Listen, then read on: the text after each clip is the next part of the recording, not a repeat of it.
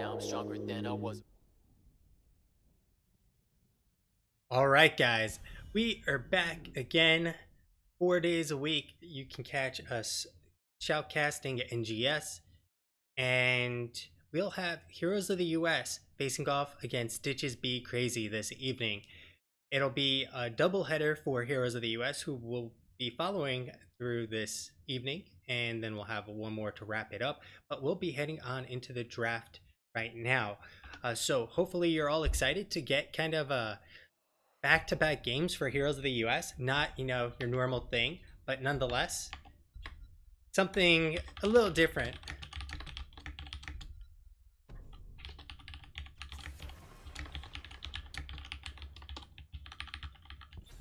All right, just need to get the link out for people to come watch if they so choose. It is a little bit on the early side for especially West Coast players, but it doesn't matter.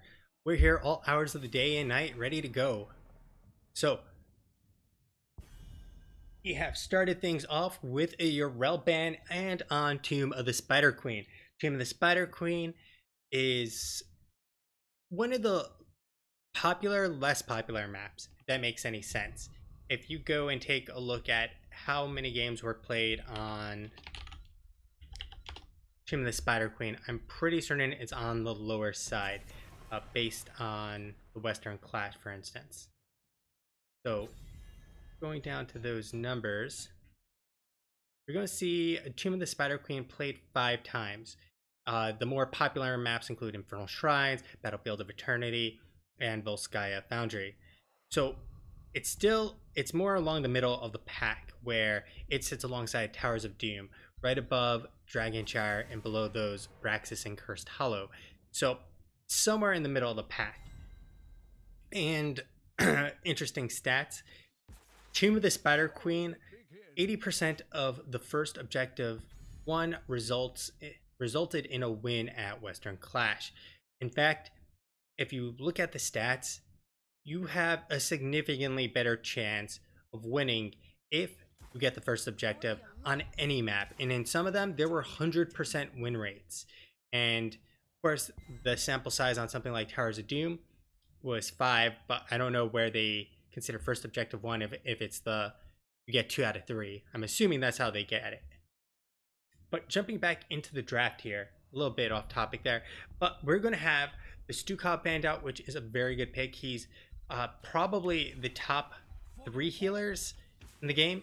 You have pretty much Deckard, Mouth, Stukov, and then I'd say Alex Straza. That would be roughly the order. Stukov, though, is probably a little higher, depending on how your playstyle is, than Malfurion, and Deckard is probably number 1 in most situations. And the Diablo ban is definitely a solid one, since this is a great map for him. And Kel'Thas a little bit out there, as he is not very favored in terms of the meta. And Malthael is definitely way out there. That means they might be doing something spicy. Maybe something like a Cho'Gall is even possible this evening, because they could have held the bans a little bit. You don't want to show off too much. I doubt they're going for it because they have no support at this point, but so the Malthael is actually a very odd choice, especially when you pick up a Blaze. In fact, I'd actually want the enemy team to choose Malthael when you have a Blaze to pick up Bunker with. So not my favorite ban there. The Malfurion ban, very good. So they've now support choked him here. They've taken out Stukov, Malfurion, and that leaves pretty much only the choice of Alex Straza. So with only Alex Straza really available, that means you'll have to play very differently. Additionally, Gul'dan will then get a lot of potential stacks as they clump up on Circle. And the final 2 picks are going to be a Leo and Tracer. So the bot lane it's pretty much a skill system, or skill matchup between Leo and Blaze. If Leo outperforms Blaze by landing those W's, he holds the lane. If he misses W's, he loses lanes. Now, the Gul'dan is going to be really good wave clear with Johanna. It's pretty much insta wave clear. And as I was saying, the last pickup will be the Alexstrasza. They do have a lot of damage on the side of Stitches Be Crazy. I actually really like their draft overall on Stitches Be Crazy.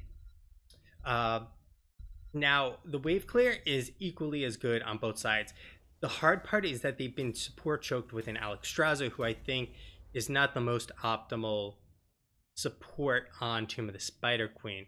It's a support that works, but not necessarily as well as a Malfurion or a Stukov. So the thing is, though, I feel like there's a lot riding on the back of Gul'dan. Like Blaze, sorry, Blaze will also have to drop some solid bunkers to get rid of the corruption, and that'll basically be how they can stop the Gul'dan. But Tracer, now if Tracer can get Jaina before she can get her ice block, and Phoenix, who can actually, escape the bomb. And there's the bunker as well. So there's lots of ways to escape the bomb from Tracer. However, Blaze is going to have to be very well positioned here in order to effectively save the team, because Garrosh is not going to really save them against Blazer unless he can get a magical taunt off. All right, jumping into the game. We're going to have Blaze on the Tracer, Waterboy, TKD on the Leoric.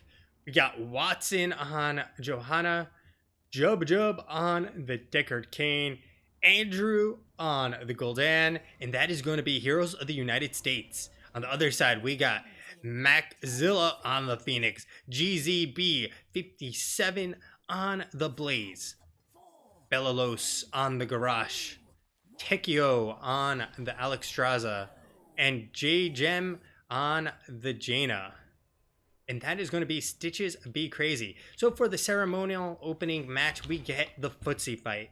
The ever-loving matchup between both teams where they battle to see who is the best at level 1. Usually not a whole lot comes from it. Sometimes you get some big kills there.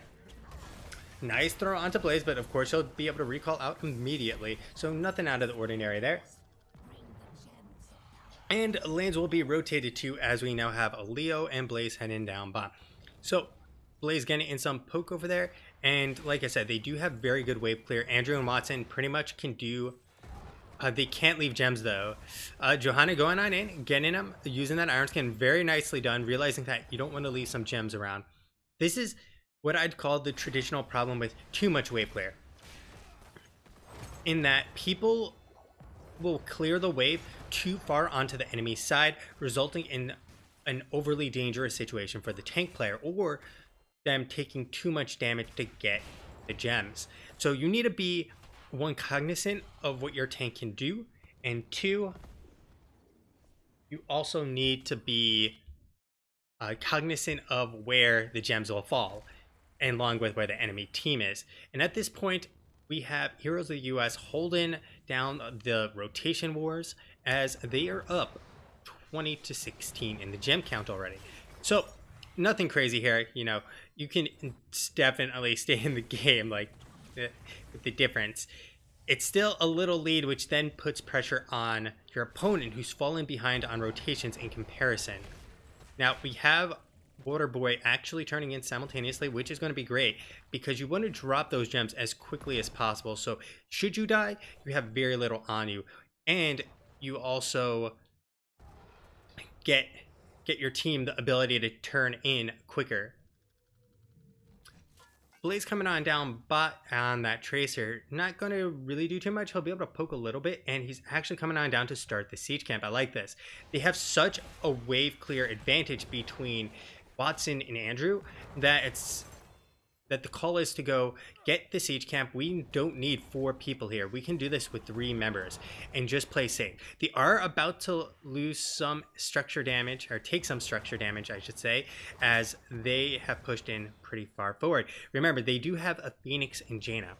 Phoenix and Jaina, the combo is going to clear those waves really, really fast. I mean, Jaina alone With a Blizzard and an E instantly annihilates the wave. You don't even need the full Blizzard to complete in order to actually get the wave cleared out. And as you can see, Blaze picked this up. Waterboy a little bit worse for wear, however, but with Blaze here, he can push in a little bit more aggressively. And I would actually like to see Blaze stay here as long as possible, because GZB cannot walk forward without just getting freely poked down.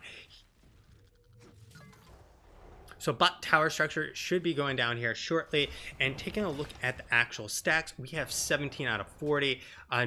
Ooh, we have an untouchable being picked up here.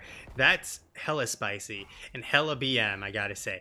We also got Magzilla, who is now rotated down. The stun coming out on Waterboy TKD. He should be able to spooky ghost walk out, but Blaze is coming on in, trying to turn this around. He does have bomb available, I believe. No, he's only at 47%, so they will not be able to get the kill. Very nice turn, though, from Blaze to come on back. I do think Waterboy could have just left. They didn't really win per se. I mean, Blaze has left and Phoenix is now sitting in the bot lane, and they're still keeping up on the rotations because, like I said, Jaina can solo clear those waves. Unfortunately, her actual cooldown is fairly high on the Blizzard.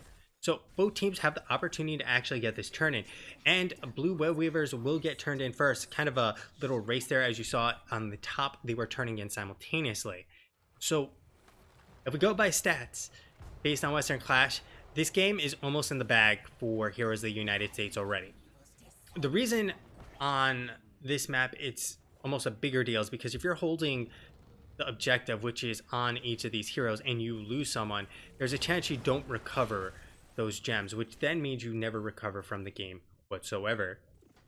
And well, if you can't recover from the game, well, you might turn into an alcoholic, or you might just simply lose the game.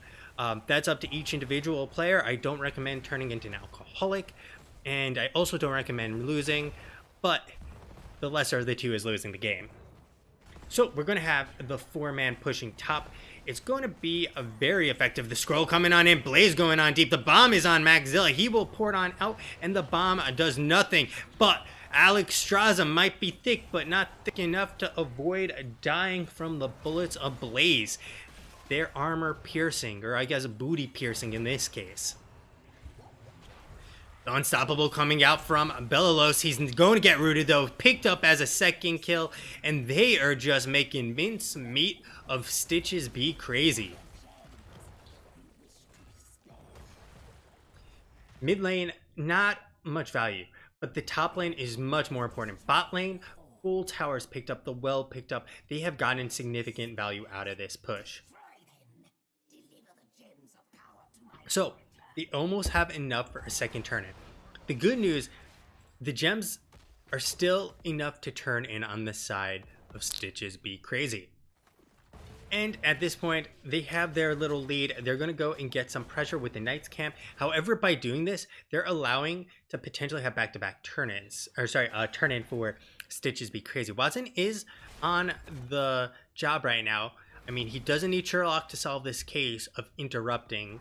And they'll get the first interrupt. 24 gems. It's going to actually scare J-Gem off, and Magzilla and full team here now with the backing of the Knights. At this point, they cannot freely turn in, and they have to address the situation. Simultaneously, if they pick up these gems, which Waterboy actually just dropped, or didn't actually pick up those gems, they would have had enough to turn in. And with these Knights, those Knights would have given them the opportunity to free turn them in, which they should have actually done. Unfortunately, they have not. Their 17 still on Waterboy. He should be able to get the turn in pretty much alone as available. 10s are now picked up. We have Stay a While and Listen. We have the Horrified, the Blessed Chill, and the Entomb. Blaze taking a chunk of damage here, and the Corruption coming on in to help dissuade them from continuing any further on the side of Stitches Be Crazy. So at this point, they know they want to turn in, and Waterboy TKD basically had no one to stop him once again, which is literally one gem to turn in. This is the most trivial of turn-ins right now, and Blaze will complete it, allowing back-to-back turn-ins for Heroes of the United States. Now, this was not the map pick of Heroes of the US. They won the coin toss and opted for first pick. So you can see the choice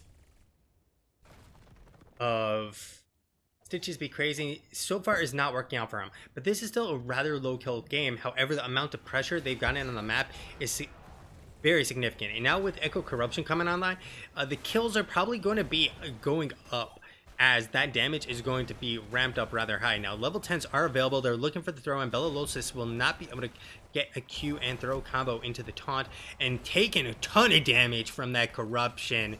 Belalosis turned into the dark side from that. Now, Web Weaver still pressuring. They are being very aggressive here. They do not have the full 5-man. The Ring of Frost coming on out. We'll get one, but it's only Johanna. The Blessed Shield coming on out, and stay a while and listen, because we got a tale of how Garrosh dies. And this time, it isn't from Thrall. Dragon has been used. Not going to save the day there. And Tekio is rather low himself at this point. We got bottom Web Weaver still pushing in. Top is going to be picked up very shortly with that boss, because as they know, they are going to rotate to deal with this. So GCB 57 can stay down here, keep vision, or he can rotate up. In reality, they want to rotate up. Now, Watson has shown they have Leo who can tank this, and with the waves pushed all the way in, they're going to have to address the situation on Stitches Be Crazy, because this is definitely a win-win. You pretty much cannot stop Heroes of the United States from getting the boss. And that's because lanes pushed in top, lanes pushed in bottom, and even the mid. They'll see the rotation way before you actually come to try and stop them. Additionally, you will very likely be dismounted. Now, I'd like to see Heroes of the United States actually just 5-man push and get the keep and secure it 100%, instead of worrying about the night camp all that much. So this is actually probably not going to get the keep. It's only a sub 10-minute boss. They are rotating up now, but it's already at 50%. So this rotation is very late and very unfruitful probably. There's the Echo Corruption, Blessed Shield coming on out, Indomitable being used, and we got the Ring of Frost, the Entomb onto GZB, but he got the bunker to hop on into, will be able to get away, and the keep does go down after they fight. The big old sleep from Stay a While and Listen on 4 members and the bomb, but the blink will save the day, but Belalosis will go down for that over-aggression. And Waterboy TKD, however, is going to pay the price for his team, and they'll call it a day, because that is Leo, and he's getting some trait value.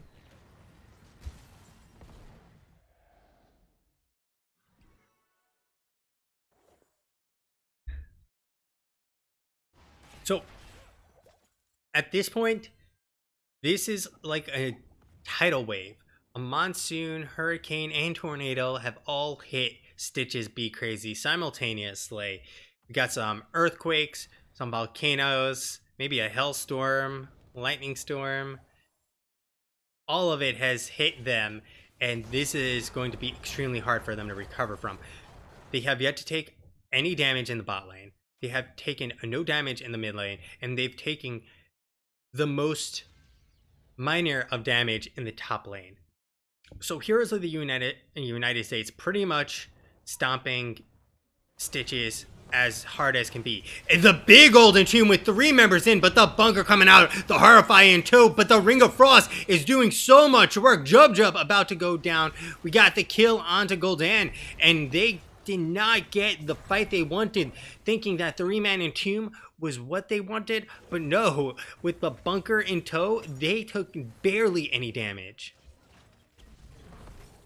Blaze coming on back, going to get blown up in the face by J-Gem, and the Blizzard are ready to go, but GZB will part the Red Seas with his propulsion and will not land it on anyone, unfortunately for them. At this point, we got Blaze trying to poke away. Bomb is not available quite yet, and he's going to have to back on off, as Blaze on Tracer will lose those trades. Additionally, they do have catapults, have kept them stuck here, so they will start taking some core damage if they don't clear this up, which I believe they'll do perfectly fine. So at this point, they trade 1 for 1, blow a bunch of heroics, and really it's completely reset at this point, the situation. 16's come up now, and that was essentially do or die for Stitches Be Crazy. They get a great fight in their favor. Unfortunately, they can only convert to 1 kill, and that 1 kill didn't really matter because they had to retreat back, deal with the catapults, and now they have to deal with level 16s and web weavers. This is, like I said, Amatsu, the Entomb coming out, not going to land, is going to sit there right in between the members of Stitches Be Crazy.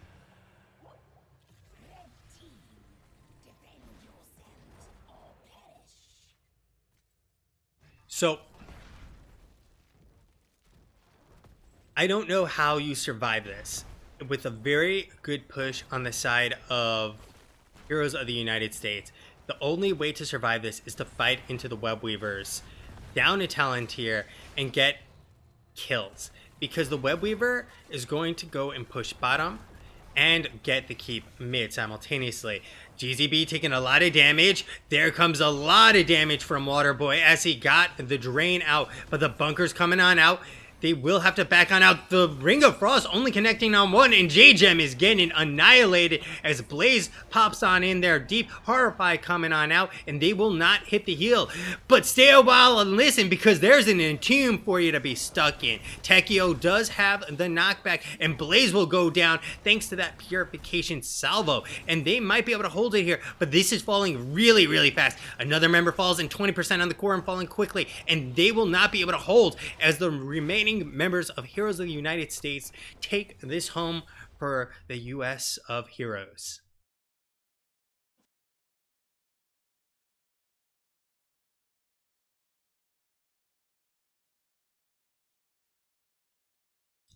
All right, guys, let's take a look at some of these damage numbers. We got, like I said, Gul'dan, 41k. He's basically 30% more, 33% more than the next closest, which is Phoenix. And at that point, we had Tracer and Leo roughly the same. The Jaina really didn't get that much value in terms of DPS overall. Well, it's highly disappointing. I actually think she should have gone with the Water Elemental. I think if you make it to 20 on a map particularly like this, Water Elemental is infinitely better than Ring of Frost, just because of how much damage you start pumping out. Additionally, it's super easy to poke Tracer down with the Water Elemental. As you saw, she only managed to land what I'd consider 1, maybe 2 good Ring of Frost the entire game, and only one of them really resulting in a positive situation. Overall, healing output 53k to 44k, nearly doubled, and some tanking numbers for you. Johanna not actually needing to tank nearly as much because they killed Garrosh rather quickly in a lot of those fights. In fact, you can see 5 deaths on the Garrosh, and that's where the majority of the kills went for Heroes of the US. And a quick look at the talents. We also had the incorrect build on Jaina. So this is probably part of the reason they failed to execute on Stitches Be Crazy. This is 100% the wrong build. Now, she gets, like, Frost Armor. I'm not sure if they read this correctly. She gains 50 physical armor against the next enemy hero basic attack. What does Tracer do? Tracer attacks extraordinarily fast. Frost Armor effectively has no value.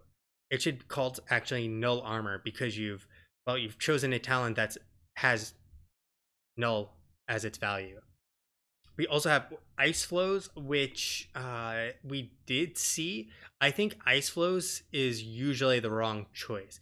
Ice Flows, though, makes sense because she didn't pick up the Q here, but picking up Ice Barrier, definitely not the way to go. Especially you have to believe that your Blaze will drop a bunker, and that you can jump into the bunker and be safe, and your Alexstrasza will save you. And she had, Life Binder. You have to believe in your team, and you need the damage of Icy Veins to really pump out the DPS. And as we saw, DPS numbers actually showed us where Watson nearly did the same damage as Jaina, and Blaze out DPS the Jaina, along with Leo out DPSing Jaina. So that's something to definitely keep in mind. we'll head on over to the replays and get game number 2 set up. So sit on tight.